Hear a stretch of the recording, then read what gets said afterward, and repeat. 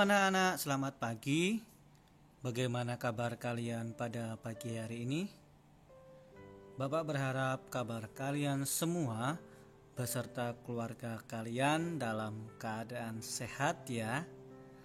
Dan tentunya anak-anak masih tetap semangat walaupun sampai saat ini anak-anak masih melakukan pembelajaran secara jarak jauh. Dan Bapak yakin anak-anak masih tetap semangat ya untuk mengikuti pembelajaran kita. Nah, anak-anakku yang terkasih, pada hari ini kita akan belajar kembali pendidikan agama Katolik dan budi pekerti. Kita akan masuk ke pelajaran yang ke-15, yaitu beriman berarti berbuat demi Allah. Nah, anak-anakku yang terkasih, sebelum kita akan mengawalinya dengan berdoa, Bapak ingin anak-anak sudah siap terlebih dahulu. Ya, anak-anak boleh mempersiapkan alat tulisnya, kemudian bukunya. Kemudian anak-anak juga siap untuk mendengarkan apa yang akan Bapak berikan pada hari ini. Oke anak-anak, hari ini kita akan memohon berkat kepada Tuhan terlebih dahulu agar pembelajaran kita pada pagi hari ini dapat berjalan dengan lancar. Mari anak-anak kita ambil sikap berdoa yang benar. Dalam nama Bapa dan Putra dan Roh Kudus, amin. Allah Bapa yang Maha Kasih, kami bersyukur kepadamu karena telah memberikan kepada kami Yesus Kristus yang rela wafat untuk menebus dosa manusia. Bantulah kami agar dapat meneladan pengorbanan Yesus Kristus dalam kehidupan kami sehari-hari, di rumah dan di sekolah. Demi Kristus Tuhan dan pengantara kami. Amin. Santo Carolus Borromeus, doakanlah kami. Bunda Elizabeth, doakanlah kami. Maria Bintang Samudra, doakanlah kami. Amin. Dalam nama Bapa dan Putra dan Roh Kudus. Amin. Nah, anak-anakku yang terkasih, setelah kita berdoa, kini Bapak akan menjelaskan tujuan pembelajaran kita pada hari ini. Siswa dapat yang pertama, menyadari makna beriman untuk melaksanakan kehendak Allah, kemudian dan memahami makna pengorbanan dengan belajar dari kisah Santo Tarsisius. Nanti kita akan belajar melalui kisah Santo Tarsisius ya, kita akan mendalami imannya Santo Tarsisius itu sendiri. Nah, itu adalah tujuan pembelajaran kita pada pagi hari ini. Oke anak-anak yang terkasih, sebelum Bapak akan menerangkan materi, Bapak akan mengajak kalian untuk bernyanyi terlebih dahulu agar anak-anak ini semakin termotivasi lagi untuk mengikuti pembelajaran kita pada pagi hari ini. Anak, kita bernyanyi bersama-sama ya. Sampai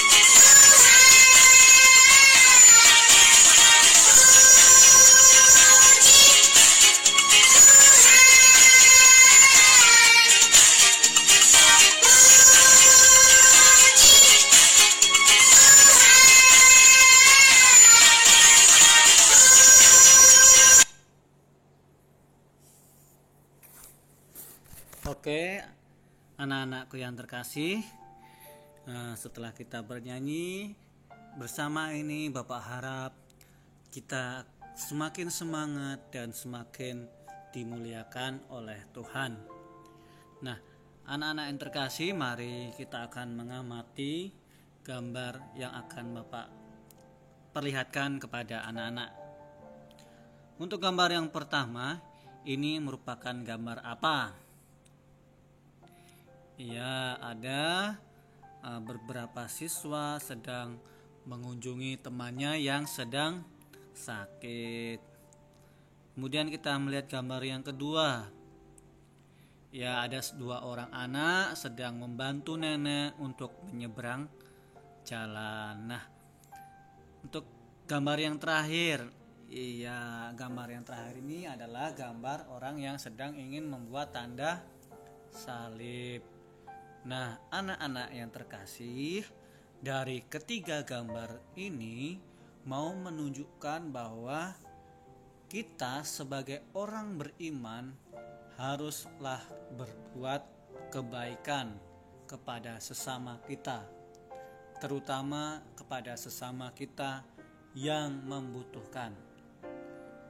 Nah, seperti contoh gambar ini, kita harus sebagai orang beriman, kita harus menjenguk teman kita ya yang sedang sakit, walaupun saat ini sedang wabah virus corona, kita tidak bisa menjenguk, kita bisa mendoakannya dari rumah ya. Kemudian misalkan ketika kalian berjalan, ada nenek yang sedang menyeberang membutuhkan bantuan, sebagai orang beriman, ayolah kalian membantu nenek tersebut untuk menyeberangkan jalan. Kemudian kita sebagai orang beriman juga diajak untuk selalu berdoa kepada Tuhan. Entah itu Katolik, entah itu Kristen, Buddha, Islam, Hindu, Konghucu, kita itu sama. Ya, jadi kita tidak perlu malu untuk berdoa. Nah, ini adalah merupakan perbuatan yang mulia yang harus kalian lakukan dalam kehidupan kalian sehari-hari. Anak-anak, demi siapa kita melakukan perbuatan yang baik itu? Ya, pastinya semuanya itu demi memuliakan Allah Tuhan kita. Nah, kalian berbuat baik itu demi siapa? Demi kemuliaan Allah. Kalian membantu teman kalian itu demi siapa? Demi kemuliaan Allah. Jadi berbuatlah kebaikan kepada sesama kalian.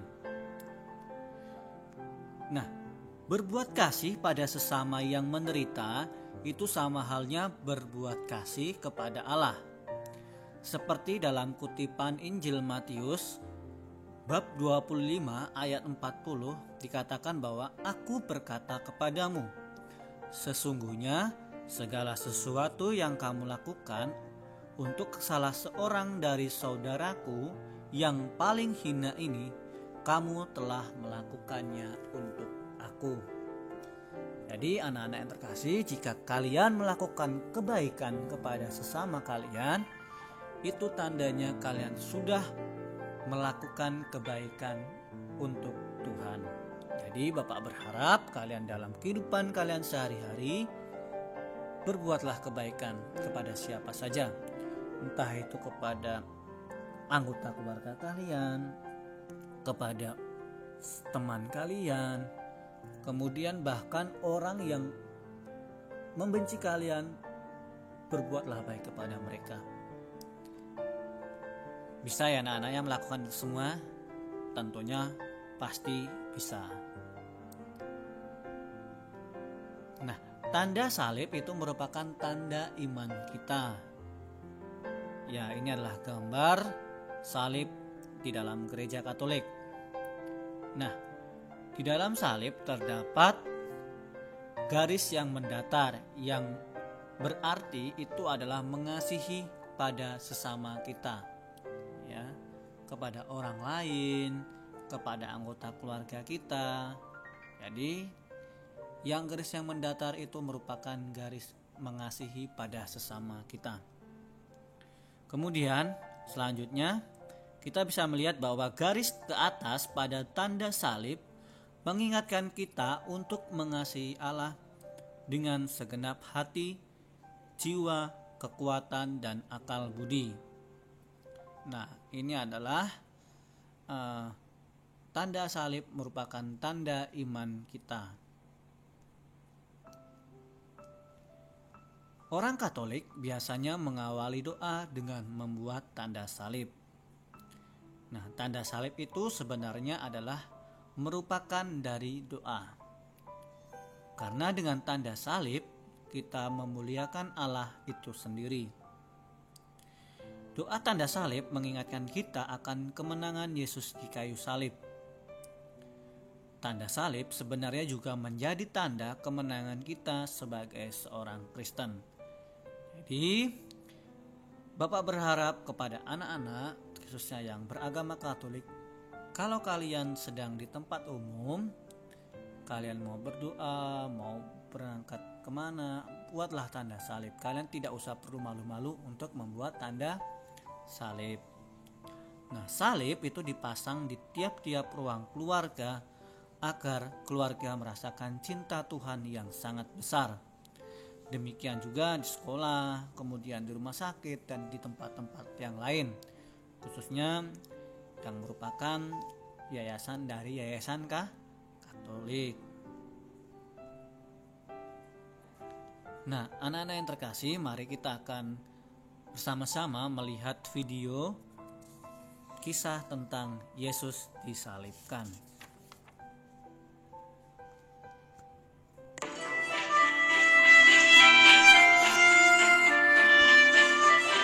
Para pemimpin agama memberitahu Gubernur Pilatus bahwa Yesus berbahaya dan ingin menjadi raja. Pilatus bertanya kepada Yesus, "Benarkah itu?" Jawab Yesus, "Aku raja."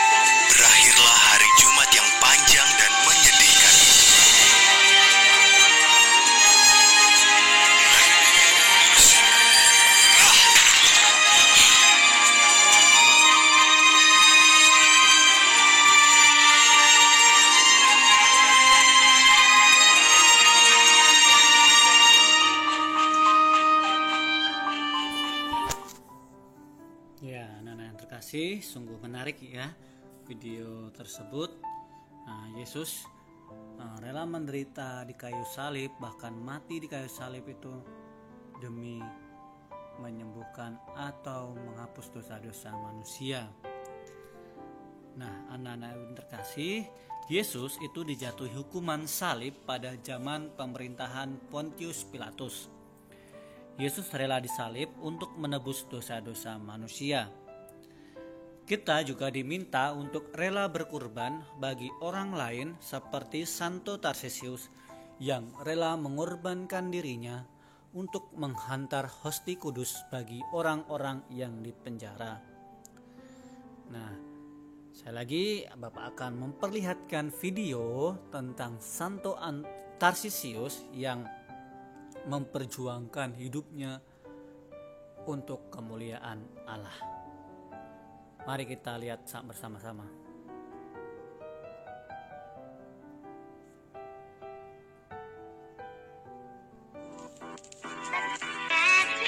Halo semua, pada kesempatan kali ini saya akan membawa konten baru, yaitu Fakta Santo Santa.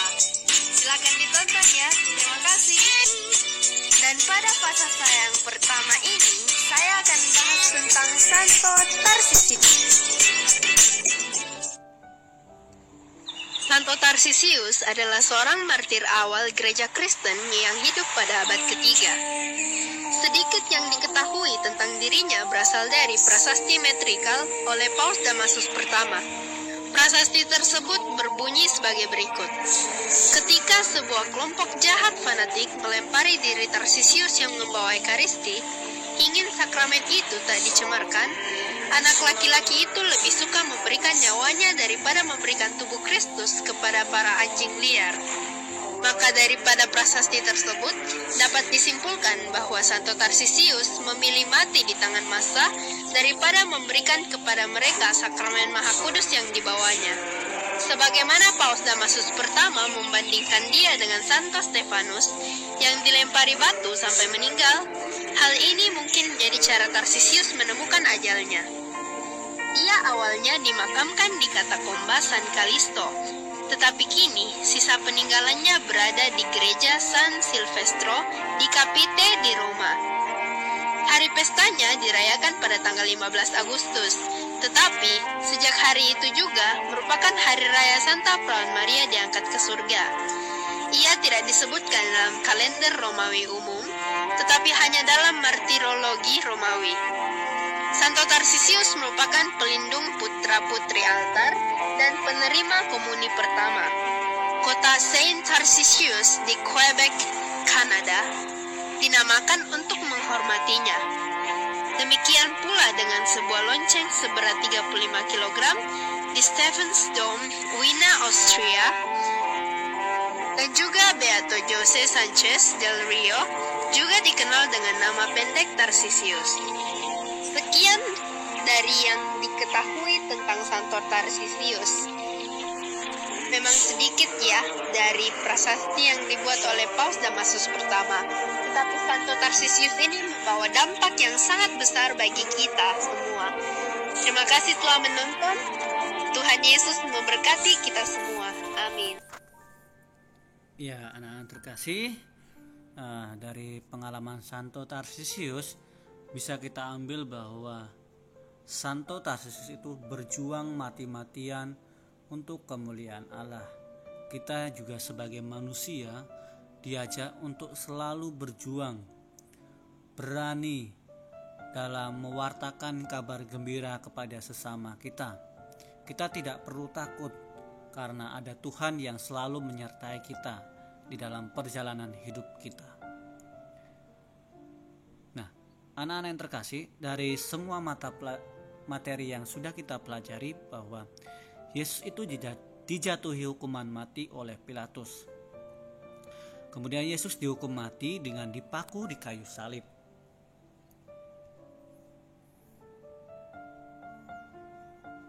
Yesus wafat di kayu salib untuk menebus dosa-dosa manusia. Kemudian Yesus wafat di kayu salib karena ia taat kepada kehendak Allah. Salib bagi orang Kristen bukanlah tanda penderitaan, tetapi melainkan merupakan tanda kemenangan bagi kita. Yesus yang wafat di kayu salib mengajak kita untuk selalu bersyukur kepada Allah karena Allah rela menebus dosa-dosa manusia. Kita pun diminta untuk rela berkorban bagi orang lain, seperti kisah Santo Tarsisius yang rela mengorbankan dirinya untuk menghantar hosti kudus kepada orang-orang yang dipenjara. Anak-anak yang terkasih, untuk tugas pembelajaran kita pada pagi hari ini, yang pertama, Yesus menderita dan wafat pada masa pemerintahan ... Kedua, salah satu contoh meneladan penderitaan Yesus di kayu salib adalah ... Ketiga, orang yang mati demi mempertahankan imannya akan Yesus disebut sebagai apa? Hal yang perlu kita persiapkan sebelum mengikuti Ekaristi apa saja? Kemudian yang terakhir, Yesus wafat di kayu salib itu sebagai tanda apa? Nah, jawaban ini semua ada di yang Bapak berikan tadi. Untuk tugas, kerjakan di buku tugas kalian. Jangan lupa anak-anak menulis nama, nomor absen, dan kelas kalian, supaya Bapak tidak bingung untuk mengoreksi nilai tugas kalian dan memberikan nilai kepada kalian. Jadi Bapak minta tulislah nama, nomor absen, dan kelas kalian. Untuk tugas ini Bapak beri waktu sampai hari Senin, ya. Paling lambat hari Senin Bapak tunggu, dan Bapak mohon jangan sampai ada yang sampai terlambat dalam pengumpulan tugas. Itu untuk tugas kita pada pagi hari ini. Untuk mengakhiri pembelajaran kita pada pagi hari ini, mari kita berdoa yang baik. Dalam nama Bapa dan Putra dan Roh Kudus, amin. Allah Bapa yang Maha Kasih, terima kasih karena Engkau telah mengutus Yesus Putramu ke tengah dunia untuk menebus dosa-dosa manusia. Bantulah kami agar selalu mau melaksanakan apa yang menjadi kehendak-Mu. Demi Kristus Tuhan dan pengantara kami, amin.